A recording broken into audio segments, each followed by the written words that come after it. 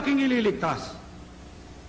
Ano po ang gagawin ng Diyos sa mga hadlang, sa mga naghambalang na hadlang, sa mga kumakaaway sa pasugong ito?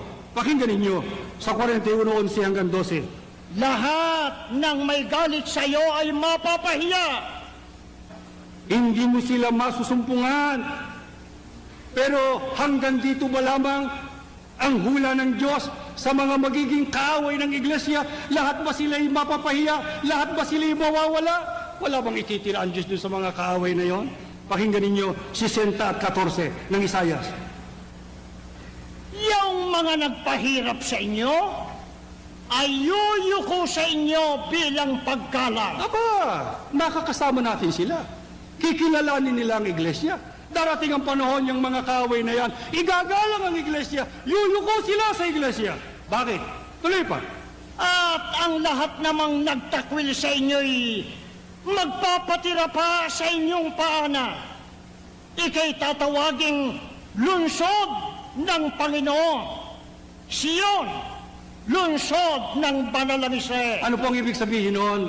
Yung mga nagtakwil sa iyo ay magpapatira pa sa iyong paanan. Ano ho ba ang simulang kalagayan sa lipunan ng gawain ito? Subalit anong itinakda ng Diyos na magiging kalagayan niya sa hinaharap? 60:15. Ikaw noong unay kinamumuhian at di pinapansin. Hindi ba totoo yan? Itanong ninyo sa mga matatandang kapatid. Maski ngayon, sa mga liblib ng mga nayon, sa mga probinsya, sa mga lalawigan,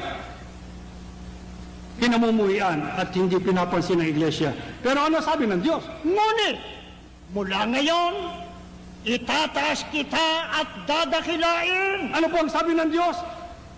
Saan hanggang pagkamuhi, pagtatakwil ng mga kaaway? Ang sabi ng Diyos, itataas kita at ikaw ay aking padadakilain. Napakalaki ng plano ng Diyos sa iglesyang ito. Ano ho mangyayari yan?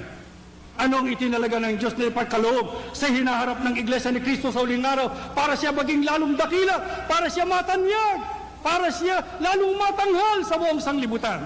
60:16 ng Isayas.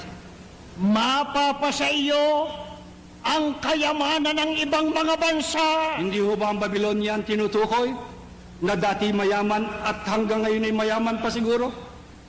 Pero ang sabi ng Diyos, masasalin sa iyong mga kayamanan yan. Mapapasa iyo ang kayamanan ng ibang bansa. Tuloy. At ang mga hari tutulong sa iyo ng pag-aaruga. Hindi ho ibig sabihin sila ang sasandigan natin. Yung mga pinuno. Pero ang sabi ng Diyos, ang mga pinuno, pababayaan kong tumulong sa iyo. Nakikita natin yan na mayroong mga pinuno na kumikilala sa iglesia. Ang totoo, ang isa sa nagpadala ng pagbati sa Iglesia ni Cristo ngayon sa anibersaryong ito ay ang presidente ng Estados Unidos ng Amerika na si George Bush at saka ang kanyang vice-presidente na si Dan Quayle. Pero ang sabi ng Diyos, hindi lang kikilalanin. Darating ang panahon, sila'y tutulong sa iyo ng pag-aaruga. Tuloy mo. Basahin mo lang 16. Mapapasa iyong kayamanan ng ibang mga bansa at ang mga hari tutulong sa iyo ng pag-aaruga. At malalaman mo na ako ang Panginoong iyong manunubos at tagapagligtas, ang makapangyarihang Diyos ng Israel. Ito bang iglesyang ito ilalago pa? Masyadong malakas ang ating gawain, lalo na nitong nakaraang Project Diamond. Maraming mga iglesia